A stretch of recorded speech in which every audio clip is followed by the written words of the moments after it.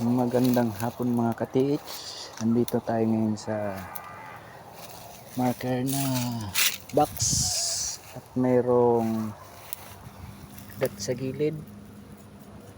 Ito po, box siya nagapo. Box na bato. May dot. Kung didiretsuin natin ito mga ka-TH ay didiretso tayo dito sa isang puno na may butas. Pag sinilip nyo mga ka-TH yan, dito naman kayo ituturo sa apat na puno ng kawayan.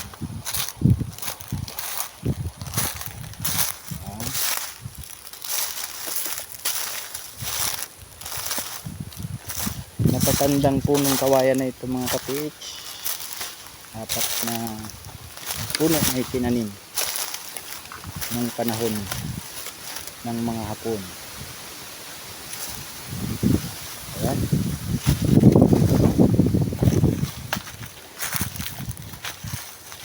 Ibig sabihin mga ka-TH ay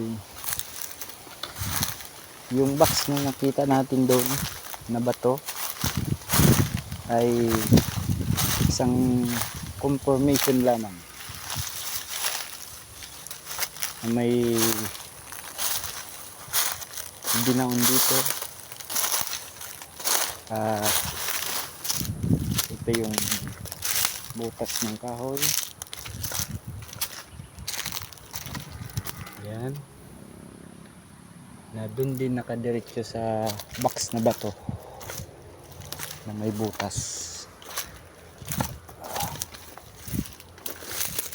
Ito siya, naka-align siya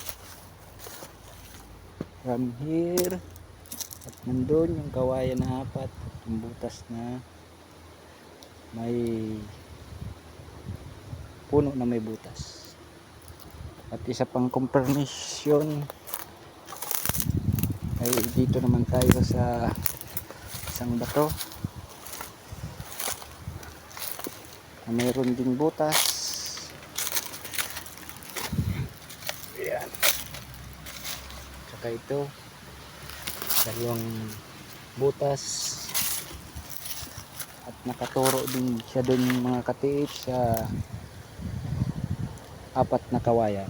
Ayan. Ayan mga ka-TH, apat na kawayan.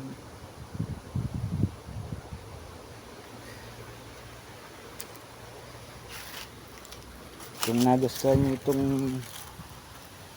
video mga ka-TH, please support my channel Roger TV and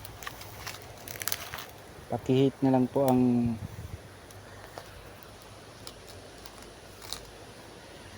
subscribe button at notification bell para updated kayo sa aking mga video. Ito lamang po. Maraming salamat. Babu.